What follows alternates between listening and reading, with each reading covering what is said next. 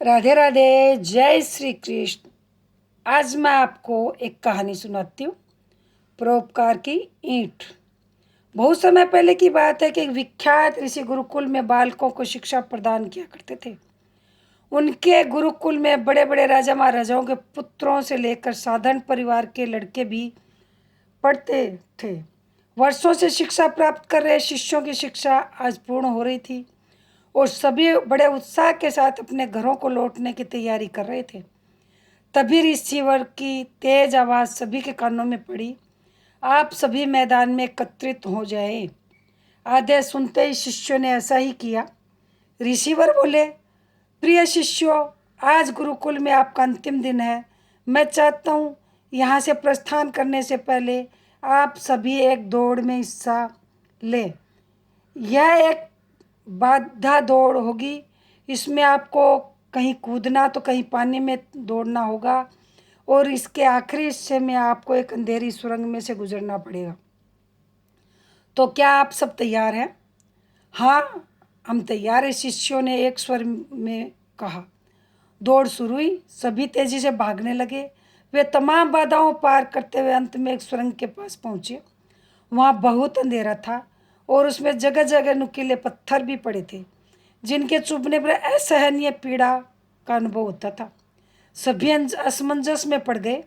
जहाँ अभी तक दौड़ सभी में एक समान बर्ताव कर रहे थे, वहीं अब सभी अलग अलग व्यवहार करने लगे। खैर, सभी ने ऐसे तैसे दौड़ खत्म की। रिसीवर के समक्ष एकत्रित हुए। पुत्रों में देख रहा हूँ कुछ लोगों ने दौड़ बहुत जल्दी पूरी कर ली और कुछ ने बहुत अधिक समय लिया। भला ऐसा क्यों? रिसीवर ने प्रश्न किया। यह सुनकर एक शिष्य बोला, गुरुजी, हम सभी लगभग साथ साथ ही दौड़ रहे थे, पर सुरंग में पहुंचते ही स्थिति बदल गई।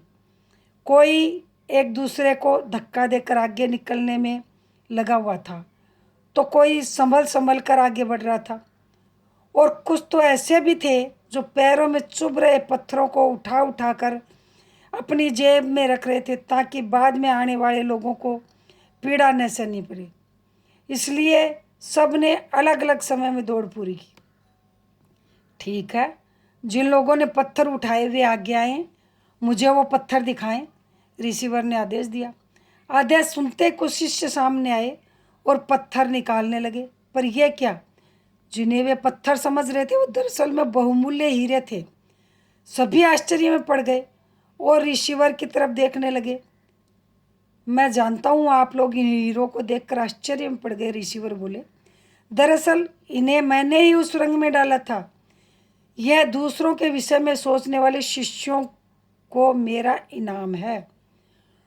पुत्रों, यह दौड़ जीवन की भागम भाग को दर्शाती है, जहाँ हर कोई कुछ न कुछ पाने के लिए भाग रहा है, पर अंत में वही सबसे समृद्ध होता है जो इस भागम भाग में भी दूसरों के बारे में सोचने और उनका भला करने से नहीं चूकता। इससे हमें ये शिक्षा मिलती है कि यहाँ से जाते जाते इस बात को गाढ़ बांध लीजिए कि आप अपने जीवन में सफलता की जो इमारत खड़ी करें, उसमें परोपकार की ईंट लगाना कभी न भूलें। अंततः वही आपकी सबसे अनमोल जमा पूंजी है। खुश रहें, प्रसन्न रहें। जय श्री कृष्ण, जय श्री श्याम। राधे राधे।